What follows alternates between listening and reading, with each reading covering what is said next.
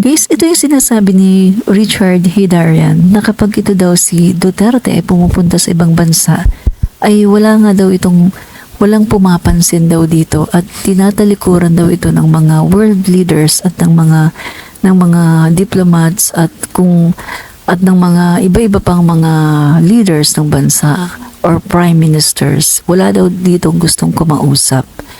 Alam po ito ni Richard Hidarian kasi sa panahon na si Duterte po ang Pangulo, si Richard Hidarian ay madalas din po yan pumunta sa ibang bansa sa mga events po na kung nasaan si Duterte. At siya nga rin po yung nakapag-witness na one time ay hinahanap niya si Duterte kasi halos lahat na ng mga presidente ng ibang bansa ay nandun na pero si Duterte ay wala. Yun pala, napag-alaman na lang niya na natutulog pa sa hotel.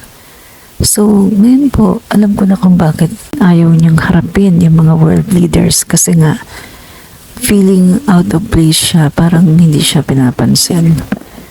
Kaya pala siya ganon, parang ginagawa na lang niya, minumura niya, para kunwari ayaw niya, yun pala ang katotohanan ay inaayawan talaga siya. 'Di ba? Yun po ang totoo.